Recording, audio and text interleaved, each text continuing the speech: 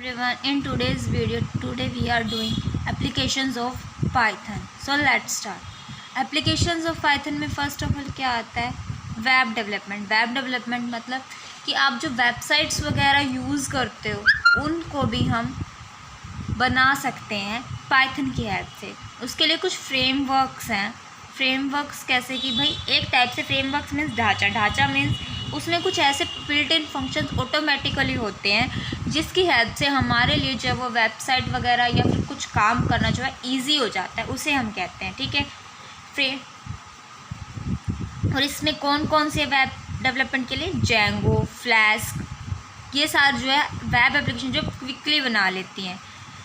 Django जो है rich features है, मतलब कि इसके अंदर बहुत ही ज़्यादा ही फीचर्स हैं. मतलब हम जितने मतलब हमें काम करने में ना आसानी होती है. अगर फीचर्स ज़्यादा है तो काम करने में आसानी होगी. और फ्लास्क है light weighted and more flexible है. मोर फ्लैक्सीबल मतलब कि हम कभी भी हम इसको चाहे तो चेंज कर सकते हैं. हम कोई भी चीज़ अगर इसके अंदर चेंज करना चाहे तो.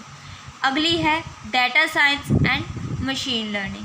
डाटा साइंस के लिए भी हमें कुछ लाइब्रेरीज दे रखी है. NumPy, pandas, matplotlib make Python ideal for data manipulation and visualisation. Data manipulation का मतलब होता है कि चेंज करने में, और विजुअलाइजेशन मीन्स देखने में, मतलब उसको हम ठीक ढंग से देख पाएँ इस अकॉर्डिंग.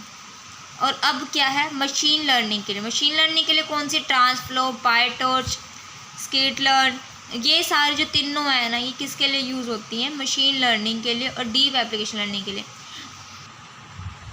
अब यहाँ पे डाटा साइंस और मशीन लर्निंग का मतलब क्या है वो बता दूँ. डाटा साइंस क्या होती है? एक डाटा को हम बहुत सारे डाटा को हम एक जगह पे जो है इकट्ठा कर लेते हैं. इकट्ठा करके हम क्या करते हैं, जो हमारे लिए यूज़फुल होता है डाटा, वो काम करते हैं. कि भाई कई बार क्या होता है कॉलेज में ना उन बच्चों का डाटा चाहिए होता है कि जिन्होंने टॉप किया सभी क्लासेस का, और सभी क्लासेस में तो बहुत सारा डाटा हो गया, और उनमें से हमें जिन ने टॉप किया उनका डाटा निकालने का काम हम किससे करेंगे? डाटा साइंस से करेंगे.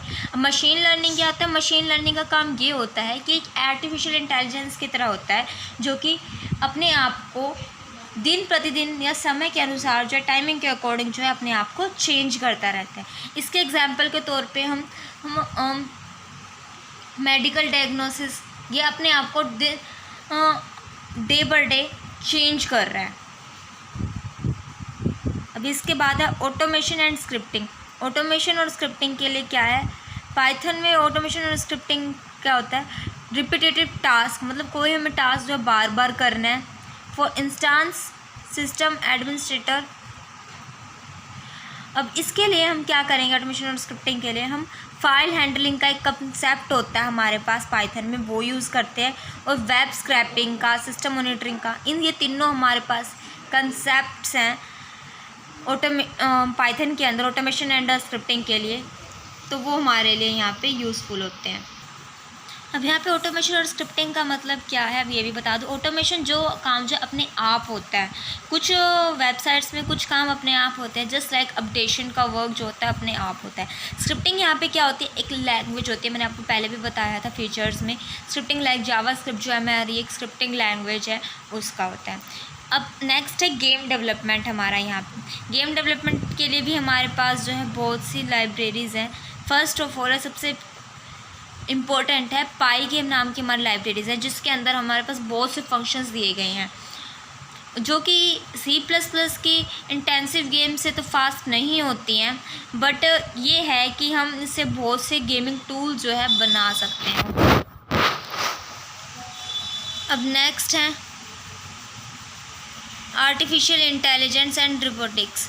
आर्टिफिशियल इंटेलिजेंस और रोबोटिक्स में हम क्या करेंगे कि भाई हमें ये जो है बहुत ही अच्छा रोबोटिक्स वर्क जो है हमें प्रोवाइड करती है. AI का जो है हमारा काम करने में बहुत ही इजी होती है. इसके लिए भी कुछ लाइब्रेरीज है like ROS, robot operating system. Robot की तरह काम करने के लिए जो है हमारे लिए ये बहुत ही हेल्पफुल होती है. ठीक है, नेक्स्ट है नेटवर्किंग. नेटवर्किंग हमारे लिए क्या काम आती है?